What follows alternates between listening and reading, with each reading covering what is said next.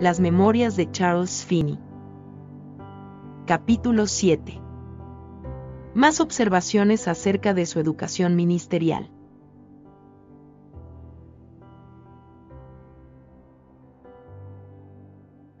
En cuanto a lo que voy a decir en este punto, espero que los hermanos no me atribuyan otro motivo que el interés amable y benevolente de que mis comentarios encuentren la más alta utilidad. Yo siempre he tomado la crítica de los hermanos con comprensión y les he dado crédito por sus buenas intenciones. Hoy ya soy un hombre viejo y muchos de los resultados de mis perspectivas y métodos les son conocidos al público. Estaría fuera de lugar el que hablara con libertad acerca del ministerio con respecto a este tema. En respuesta a sus objeciones, algunas veces les respondí lo que un juez de la Corte Suprema me dijo del asunto: los ministros no hacen uso del sentido común cuando se dirigen a la gente. Temen la repetición, usan un lenguaje que la gente común no entiende, no sacan sus ilustraciones de los intereses comunes de la vida, escriben en un estilo demasiado elevado y leen sin repetición para no ser entendidos por la gente. Sin embargo, si los abogados fuesen a tomar ese mismo curso se arruinarían ellos mismos y arruinarían sus causas. El juez añadió: cuando yo estaba en el tribunal, frente a un jurado de hombres respetables, daba por sentado que debía de repetir mis posiciones principales acerca del hecho. Esto es algo que debe hacerse siempre que haya seres humanos en la posición de jurados. Descubrí que a menos que lo hiciera, y que ilustrara y repitiera y regresara una y otra vez a los puntos principales, aquellos puntos importantes de ley y de la evidencia, debía de dar por perdida mi causa. Este juez decía que el objeto de esto era hacer que las mentes de los jurados quedaran convencidas antes de que abandonaran sus sillas, pues la idea no es hacer un discurso que apenas puedan entender, ni el permitirse hacer ilustraciones completamente fuera del alcance de sus percepciones, ni hacer una exhibición de nuestra capacidad de oratoria para luego dejarles ir. Nuestra intención era que se decidieran por un veredicto, por lo tanto, debíamos hacernos entender, debíamos convencerles, y si tenían prejuicios, debíamos vencer esos prejuicios, si tenían dudas acerca de la ley, debíamos hacerles entenderla y establecerla en sus mentes. En resumen, esperábamos obtener un veredicto, y obtenerlo en ese momento, para que cuando se reuniesen a deliberar y ponerse de acuerdo fuera evidente que nos habían comprendido, que habían sido convencidos por los hechos y los argumentos que les habíamos presentados, y, por último, que les habíamos convencido. Si no nos esmerábamos en urgir cada pensamiento, cada palabra y cada punto a la total comprensión, de tal modo que fueran parte de sus convicciones, sabíamos que perderíamos el caso. Debemos vencer sus prejuicios, debemos vencer su ignorancia, incluso debemos tratar de vencer sus intereses personales en contra de nuestro cliente, en caso de que estos intereses existan. El juez también dijo: si los ministros hicieran esto, los efectos de su predicación serían completamente diferentes a los que tienen ahora. Ellos se sumergen en sus estudios y escriben sermones, luego van a sus púlpitos a leerlos. Mas aquellos que los escuchan apenas los comprenden. Utilizan muchas palabras que no entenderán sino hasta que lleguen a sus hogares y busquen un diccionario. Los ministros no se dirigen a la gente esperando convencerles y obtener su veredicto a favor de Cristo en ese mismo momento. Este no es su objetivo. Más bien parecen buscar la creación de producciones literarias, demostrar su gran elocuencia, y el uso elegante que hacen del lenguaje. Por supuesto, no pretendo recordar después de tanto tiempo las palabras exactas usadas por el juez, mas aquí he anotado sus afirmaciones en substancia, según me las dijo en ese momento. Frecuentemente les he dicho estas palabras a los ministros. Jamás cobijé el menor de los resentimientos hacia mis hermanos por la dureza con la que me trataron tantas veces. Sabía que deseaban ansiosamente que yo hiciera lo que les parecía lo mejor, y sinceramente suponían que haría mucho más bien y mucho menos mal si adoptaba sus perspectivas. Sin embargo, yo era de una opinión diferente. Podría mencionar muchas situaciones que ilustrarían las perspectivas de los ministros y la forma en la que solían tratarme y reprenderme. Por ejemplo, cuando estaba predicando en Filadelfia, el Dr. Hewitt, el celebrado agente antialcohol de Connecticut, fue a escucharme predicar y quedó indignado ante la forma en la que yo había denigrado la dignidad del púlpito. Su conversación más seria la tuvo con el hermano Patterson, con quien yo trabajaba al momento. Hewitt insistió en que no se me permitiera predicar hasta que no hubiera recibido educación ministerial, y que debía cesar mis labores e ir a Princeton para aprender teología, y así adquirir mejores perspectivas acerca de la forma en la que el Evangelio debe ser predicado. Sin embargo, el hermano Patterson no le dio mucho consuelo, pues lo que hizo fue hablarle de la forma en la que son educados los ministros, de sus perspectivas y de cómo en comparación con los resultados manifiestos de mis métodos, los de los ministros dejaban mucho que desear.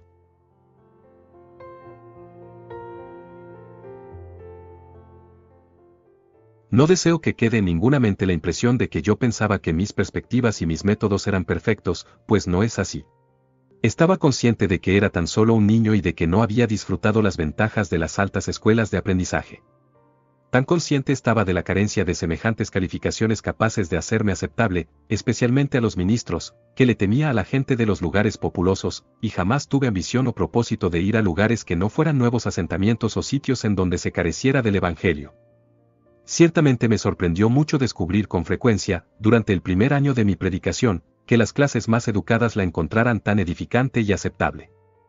Esto iba más allá de lo que esperaba y mucho más lejos de lo que me atrevía a desear.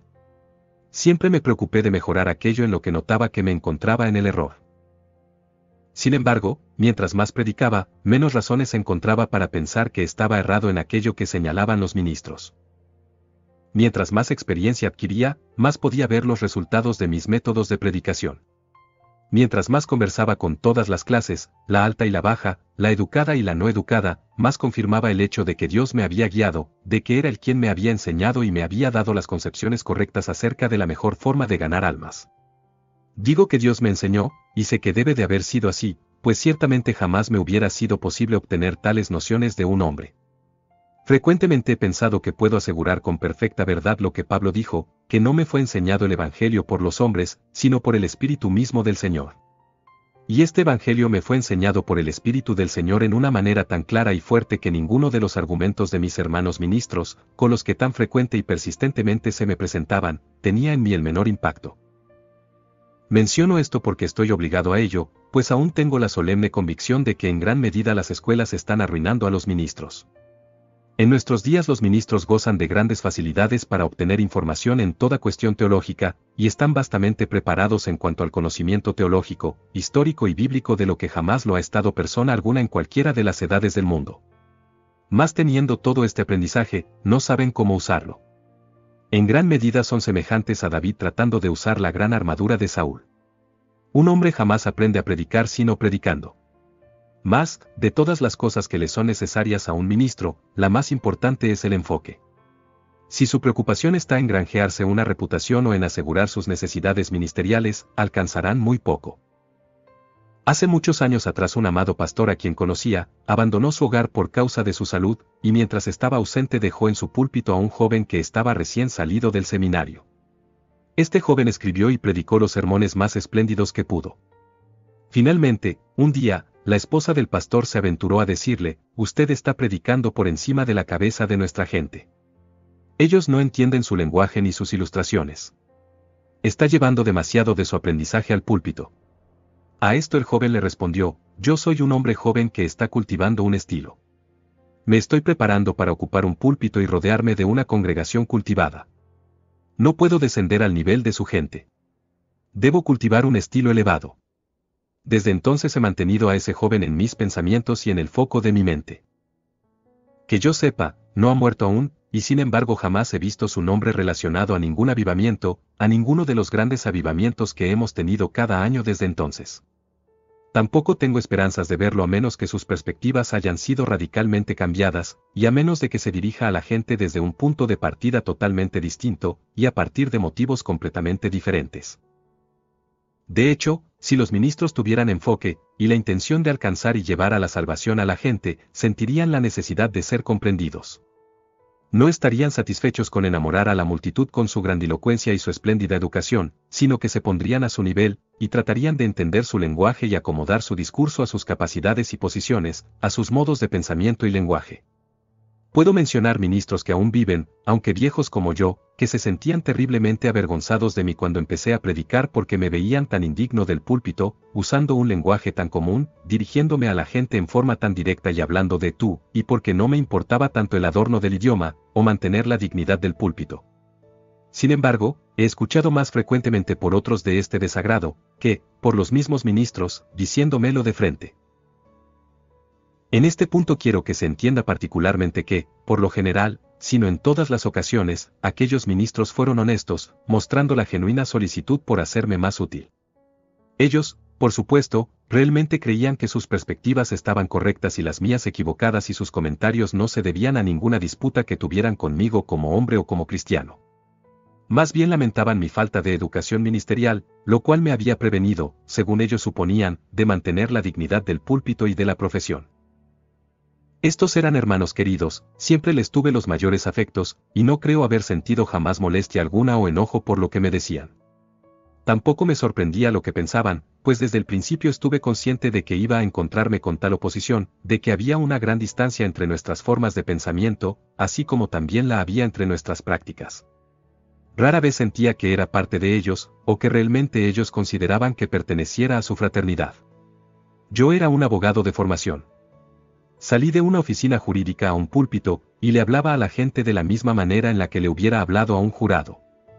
Todo esto era absolutamente contrario a la forma en la que ellos habían sido educados, a todas sus posturas y sus sentimientos. Por supuesto yo era un pájaro extraño, un extranjero, un intruso, un hombre que había llegado al ministerio sin haber surgido de un curso regular de entrenamiento.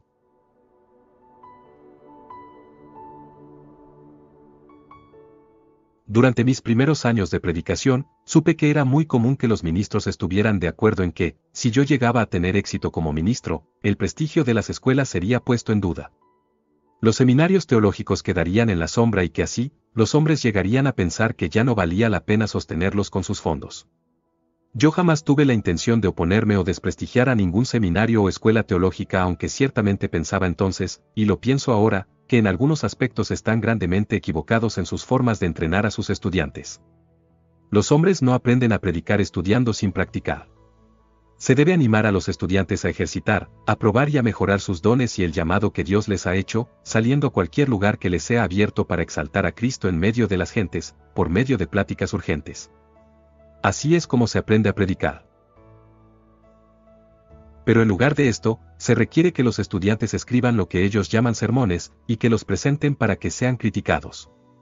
Para predicar, por ejemplo, leen estos sermones a la clase y a su profesor. Así interpretan la predicación. Pero, ¿a quiénes van ellos a dirigirse al fin? No a su clase, sino a una congregación de santos y de pecadores. No hay hombre que pueda predicar de esa manera. Estos mal llamados sermones, por supuesto, después de recibir la crítica, se convierten en ensayos literarios. La gente no considera tales sermones como sermones. La lectura de estos elegantes ensayos literarios para ellos no representa un sermón, sino una lectura. Algo gratificante para quien tiene gustos literarios, pero no algo edificante, pues no satisface las necesidades del alma. Tampoco estas lecturas han sido calculadas para ganar almas para Cristo. A los estudiantes se les enseña a cultivar un fino y elevado estilo de escritura. Sin embargo, esto nada tiene que ver con la verdadera elocuencia, que brota en forma de una oratoria impresionante y persuasiva del alma encendida de un hombre educado, que ha tenido la libertad de derramar su corazón ante gente que espera con urgencia sus palabras. Una mente reflexiva sentirá que está totalmente fuera de lugar el presentarle a almas inmortales que penden del borde de una muerte eterna, tales especímenes de conocimiento y retórica.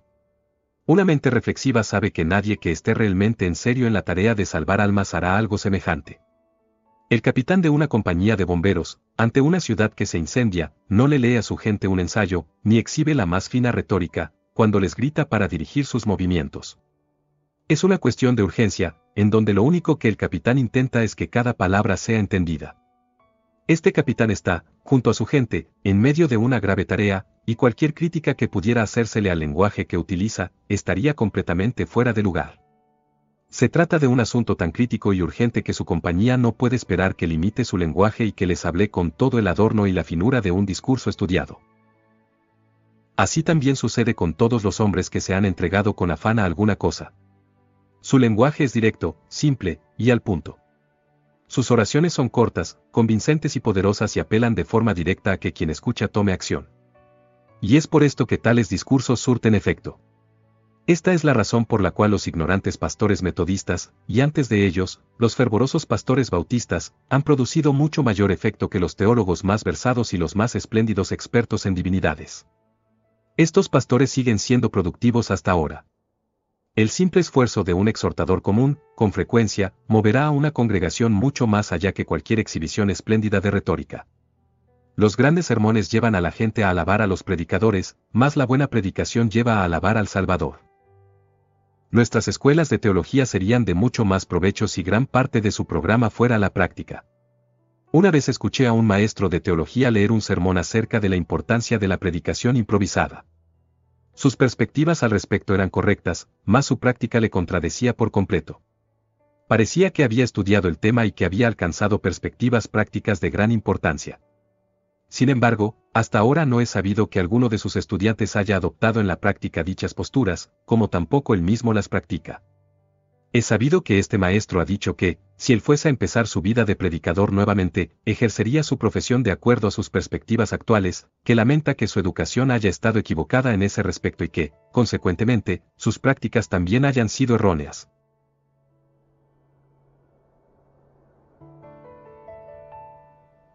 En nuestra escuela, nuestros alumnos han sido dirigidos. Debo aclarar que no por mí a pensar que deben escribir sus sermones y muy pocos de ellos, a pesar de todo lo que yo podría decirles, tienen el coraje de lanzarse y comprometerse a la predicación improvisada. Se les ha repetido una y otra vez, no se les ocurra imitar al señor Finney. Ustedes no podrán ser señores Finney. A los ministros no les agrada el ponerse de pie y hablarle a la gente lo mejor que pueden, y así hacer el hábito de aprender a hablarle al público. Para ellos lo propio es predicar, y si predicar responde al uso tradicional del término, lo propio es escribir. Si esto es así, yo nunca he predicado. De hecho, la gente me ha dicho con frecuencia, usted no predica.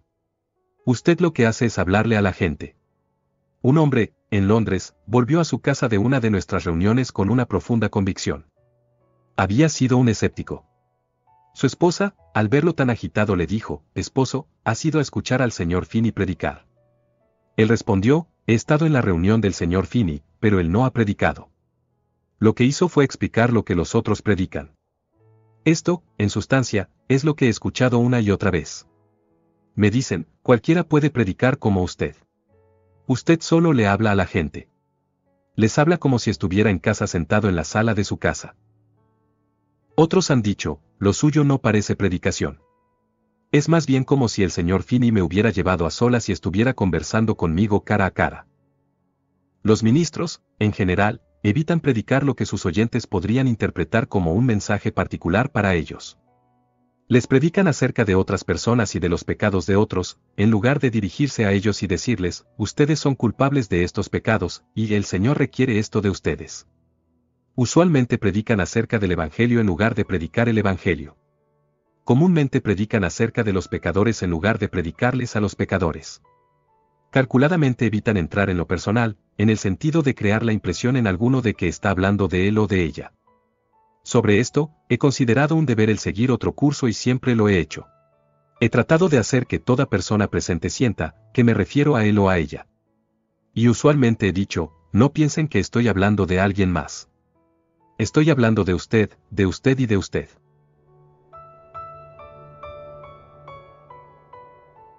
Los ministros siempre me han dicho que la gente no tolerará que haga eso, y que las personas se levantarán y saldrán por la puerta y nunca más irán a escucharme. Sin embargo, esto no ha sido así. Como en todo lo que se dice, los resultados dependen mucho del espíritu con el que se dice.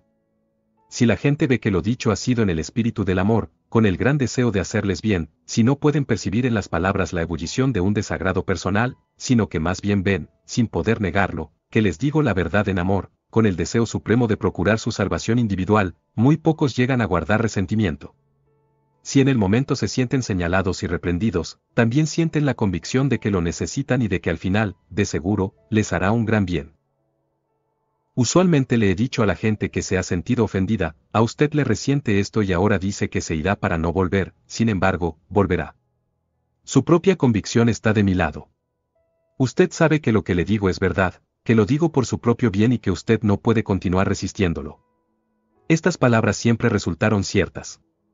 Muy rara vez he encontrado individuos que se alejaron permanentemente de nuestras reuniones al sentirse ofendidos con mi franqueza.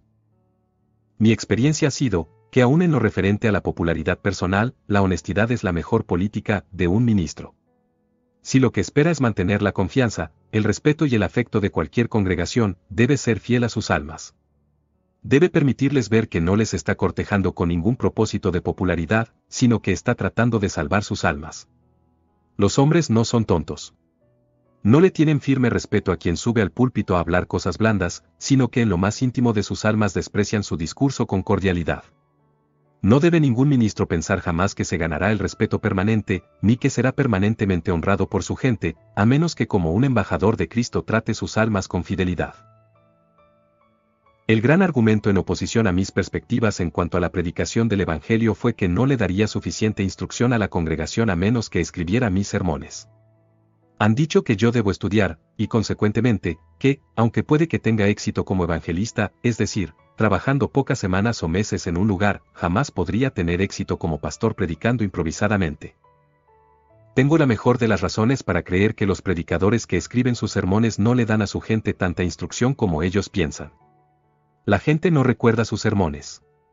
En multitud de ocasiones he escuchado a la gente quejarse de esta manera: no puedo llevarme a casa nada de lo que escuché en el púlpito. Me han dicho miles de veces: siempre recordamos lo que le escuchamos a usted predicar. Recordamos su texto y la forma en la cual lo manejó, mas no podemos recordar los sermones escritos. He sido pastor por muchos años, desde 1832, esto es, por 40 años, y jamás he escuchado ninguna queja por no haber instruido a la gente. No creo que sea cierto que mi congregación no esté tan bien instruida, en lo que a la instrucción del púlpito concierne, como las congregaciones que reciben la prédica de sermones escritos. Es cierto que un hombre puede escribir sus sermones sin necesidad de mucho estudio, como también es cierto que puede predicar improvisando sin mayor estudio o pensamiento. Muchos sermones escritos que he escuchado manifiestan cualquier cosa menos un pensamiento certero y profundo. Mi hábito siempre ha sido el estudiar el Evangelio, y la mejor forma de aplicarlo, todo el tiempo. No me confino durante horas o días para escribir mis sermones, sin embargo, mi mente siempre está ponderando las verdades del Evangelio, y acerca de las mejores formas de hacer uso de ellas. Visito a la gente y aprendo de sus necesidades. Luego, a la luz del Espíritu Santo tomo un tema que creo va a satisfacer sus necesidades presentes. Por ejemplo, pienso intensamente y oro mucho acerca del tema durante la mañana del sábado, dejo que mi mente se llene de él, y luego derramo mi mente ante la gente. Una gran dificultad que hay que considerar con los sermones escritos es que un hombre, luego de haber terminado su redacción, tiene que pensar muy poco acerca del tema. Tiene también que orar muy poco. Quizá repase su manuscrito el sábado en la noche o el sábado por la mañana, mas no siente ya la necesidad de ser ungido poderosamente, ni de que su boca le sea abierta y llena de argumentos, o de que sea capacitado para predicar todo lo que hay en su corazón. El hombre que hace esto está en reposo. Solo tiene que usar sus ojos y su voz para predicar a su manera, esto es, leer el sermón que ha escrito. Puede que este sermón se haya escrito hace años, o uno escrito por el mismo ministro, palabra por palabra, a lo largo de la semana, pero que ya en el día del sábado, carece de frescura. Este sermón no sale necesariamente nuevo y fresco, como un mensaje ungido de Dios para su corazón, y por medio de su corazón a la gente.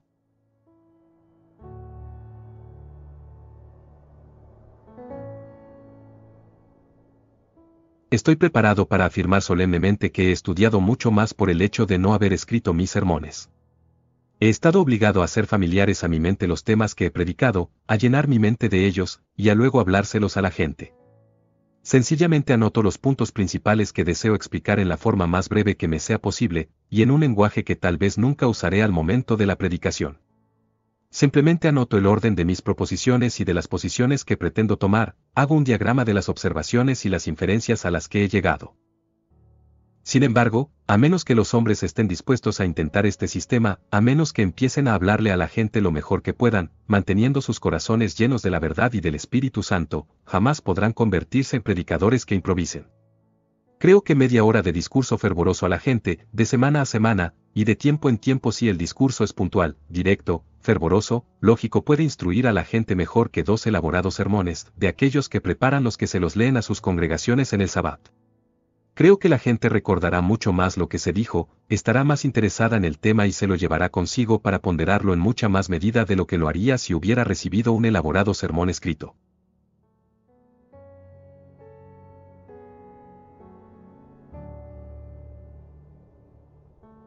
Hace poco hablé del método que he adoptado en años recientes para prepararme para el púlpito. Cuando empecé a predicar, y por cerca de los 12 primeros años de mi ministerio, no escribía ni una palabra, y comúnmente estaba obligado a predicar sin ninguna preparación, exceptuando la que había recibido en oración. Muchas veces fui al púlpito sin saber sobre qué texto debería hablar, o alguna palabra que debiera decir. Dependía de la ocasión y del Espíritu Santo para sugerirme el texto, y para que abriera en mi mente todo el tema, y ciertamente, en ninguna parte de mi ministerio he predicado con tanto éxito y poder como cuando lo hacía de esa manera. Si no predicaba por inspiración, no sabía cómo predicar. El que el tema se abriera en mi mente de forma sorprendente para mí era una experiencia común, y lo ha continuado siendo a lo largo de mi vida ministerial. Es como si pudiera ver con una claridad intuitiva exactamente lo que debía decir. Pelotones completos de pensamientos, palabras e ilustraciones llegaban a mí tan rápido como me fuera posible pronunciarlas. Cuando recién empecé a elaborar esquemas, los hacía después y no antes de la prédica. Esto lo hacía para preservar la línea de pensamiento que me había sido dada en ocasiones como las que he mencionado. Descubrí que cuando el Espíritu de Dios me había dado una perspectiva muy clara de determinado tema, no podía retenerlo después de predicar para poder usarlo en otra ocasión, a menos que anotara los pensamientos en un diagrama. Sin embargo, después de todo, nunca he sido capaz de usar antiguos esqueletos en toda su extensión cuando predico, sino que me es necesario remodelarlos y tener una perspectiva nueva y fresca dada por el Espíritu Santo. Casi siempre obtengo mis temas de rodillas, en oración, y ha sido una experiencia común para mí que, al recibir un tema de parte del Espíritu Santo, se produzca en mi mente una impresión tan fuerte como para hacerme temblar, haciéndome muy difícil el escribir. Cuando los temas me son dados de tal modo que siento que atraviesan mi alma y mi cuerpo, puedo, en pocos minutos, elaborar un esqueleto que me permite recordar las perspectivas presentadas por el Espíritu. Siempre he encontrado que estos sermones impactan grandemente a la gente. Algunos de los sermones más reveladores que he predicado en Oberlin me fueron dados después de que sonara la campana para la iglesia, y fui obligado a ir a la reunión a derramarlos desde el corazón sin haber escrito más que el más breve de los esqueletos, que muchas veces no cubrió ni la mitad de todo lo que trató mi sermón. Esto lo digo, no por presumir, sino porque es un hecho y con la intención de darle la gloria a Dios y no a ninguno de mis talentos personales. Nadie debe pensar que estos sermones calificados como poderosos fueron producto de mi cerebro o de mi propio corazón independiente de la asistencia del Espíritu Santo. Estos sermones no fueron míos, sino del Espíritu Santo que habita en mí. Tampoco nadie debe pensar que digo esto presumiendo de una inspiración superior prometida para los ministros, o de una inspiración que los ministros tengan derecho a esperar. Pienso que todos los ministros llamados por Cristo a la predicación del Evangelio deben estar en tal sentido inspirados como para predicar el Evangelio con el Espíritu Santo enviado desde el cielo. ¿Qué sino esto quiso decir Cristo cuando dijo, «Id y haced discípulos a todas las naciones, y aquí yo estaré con vosotros siempre, hasta el fin del mundo»? ¿Y qué quiso decir cuando habló del Espíritu Santo, diciendo, «Tomará de lo mío y se los hará saber, y Él os recordará todo lo que os he dicho»? ¿Qué quiso decir cuando dijo, «El que cree en mí, de su interior correrán ríos de agua viva»? Y esto habló del Espíritu Santo que habían de recibir los que creían en Él. Todos los ministros deberían, y tienen que estar tan llenos del Espíritu Santo, que todo el que escucha debe tener la impresión de que Dios ciertamente está en ellos. Fin del capítulo 7.